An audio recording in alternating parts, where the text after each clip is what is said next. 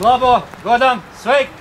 Šodien pie Oskara Kalpaka tilta sardzes namiņa svinīgi atklāja piemiņas plāksni par godu zemesardzes pirmajai militārajai operācijai 1992. gada 25. aprīlī, kad ap karostu tika izveidoti 8 kontrolu posteņi un pārtraukt Krievijas kara flotes bāzes karavīri nekontrolēta pārvietošanās.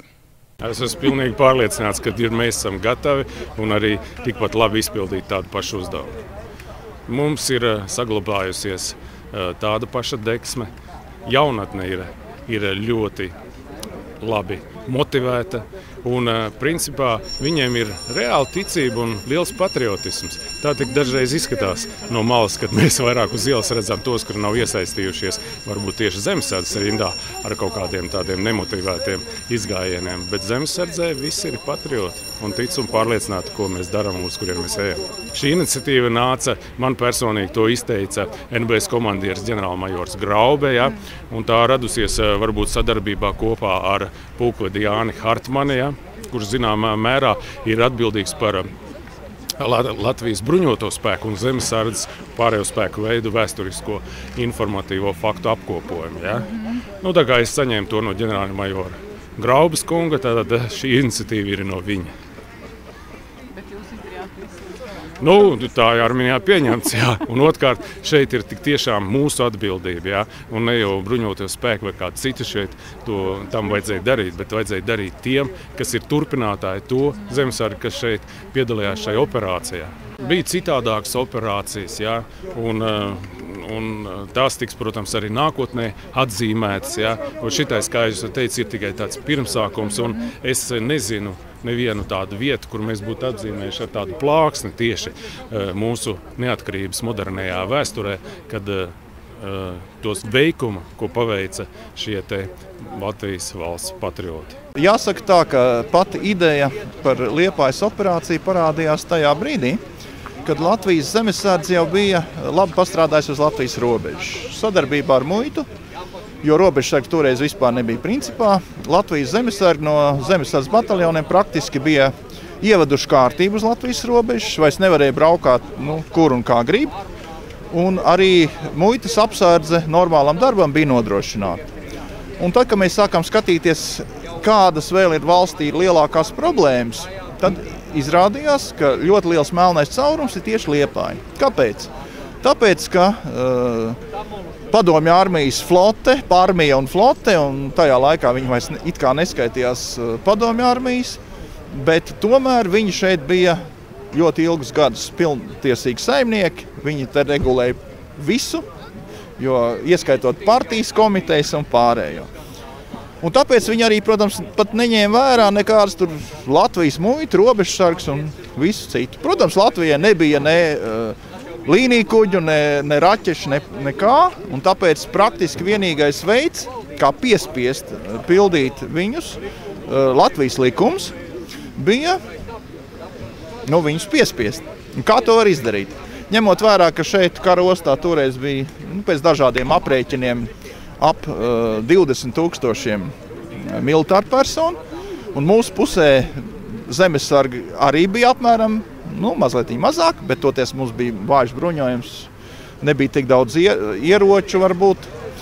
Mēs nolēmām pirmkārt pārspēt viņus viltībā, pārspēt viņus prasmē un, ja tā varētu teikt, arī gudrībā. Un 25. aprīlī, apmēram pēc 3 mēnešu plānošanas, tika nobloķēta kara ostas teritorija. 20 kvadrātkilometrus nobloķēja 300 vīri. To izdarīja ar 4 posteņiem, un šis Kalpaka tilts bija vissvarīgākais. Jo, ja tā varētu teikt, šī bija kara ostas atslēga. Kamēr tilts bija ciet, neviens kara kuģis nevarēja iebraukt un izbraukt no Liepājas kara ostas. Un praktiski tas nozīmē visu kara ostas paralīzi. Tāda klasiska kara ostas bloķēšana notika ar sauszemes spēkiem. 4:00 no Grobiņas šeit ieradās 240 labi apbruņoti, apmācīti karavīri. Tieši šo te Kalpaka tiltu ieņēma un noturēja Zemesardzes 9. bataljons speciāla uzdevuma vienība. Varētu teikt, tā bija speciāla uzdevuma vienība ar attiecīgu bruņojumu, attiecīgi sagatavoti. Tie nebija kaut kādi tur zemesargi ar kaut kādām bisēm. Ja? Tātad bija pietiekoši moderni ieroči, bruņuvestes, prettanku ieroči. Tilts tika arī nomīnēts gadījumā, ja teiksim, būtu kaut kādas lielākas problēmas. Droši vien pašu tiltu mēs neplānojam sasprindzināt, bet viņa izgriešanas mehānisms tiktu sabojāts, un līdz ar to tas būtu liels šķēslis uz pāris nedēļām vismaz. Pārējos posteņos bija zemesargi no Kurzemes bataljoniem un arī no 54. Ogres bataljona. Viņiem bija tas tālākais punkts. Pulksteni 6 šī bloķēšana tika pabeigta. Muitas postenis bija viens, tur pie cukurfabrikas, tur jau tika izvietots vagoniņš, aizžogojumi un viss jau bija sagatavots muitas kontrolē. Arī pār tiltu civilpersonas varēja brīvi pārvietoties, tikai nedrīkstēja viņu izgriezt, un līdz ar to kuģu satiksme tika pārtraukta. Jo mūsu prasība bija viena.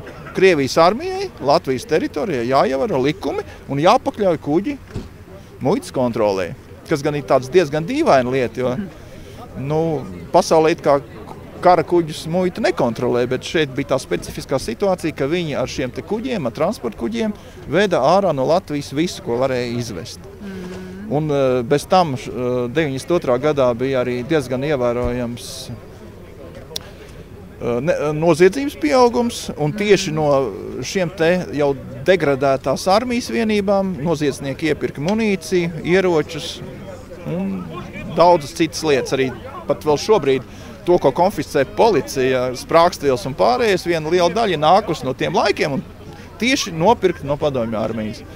Un tad, kad mēs bijām veikuši šo te blokādi un ostas vadība, garnizona komandieris un pārējie virsnieki redzēja, ka tas ir nopietni, sākās sarunas.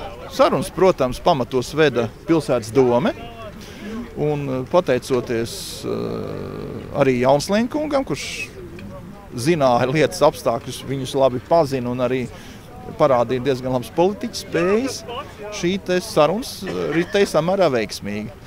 Pēc pirmā saruna raunda pilsētas domē mēs izbraukacām visu maršrutu, apskatījām posteņus. Tad arī tie virsnieki savām acīm redzēja, ka joki te nebūs, jo stāvēja. Sākumā viņi mums tur mēģināja dažādi, teiksim, tur, ironizēt par mums, ka mēs jau tur nekādi nopietnie neesam un tā tālāk, bet kad viņi redzēja reālo situāciju un patiešām to, ka tie nav kaut kāda obligātā dienesta karavīri, bet vīri, kas ir izgājuši jau dienesta padomju armijā, tad viņi vienkārši saprata, ka tā lieta ir uz ilgu laiku. Un tad notika otrs saruna rauns, tas jau jūras flotes štābā, un 4:00 jau bija parakstīta vienošanās, kur viņi apņēmās izpildīt visas mūsu prasības. Un operāciju, uz kur mēs bijām gatavojušies kā uz ilglaicīgi, jo mēs bijām gatavi bloķēt ostu nepieciešamības gadījumā mēnešus, pat ne nedēļas, izrādījās veiksmīgi pabeigta nepilnas diennakts laikā.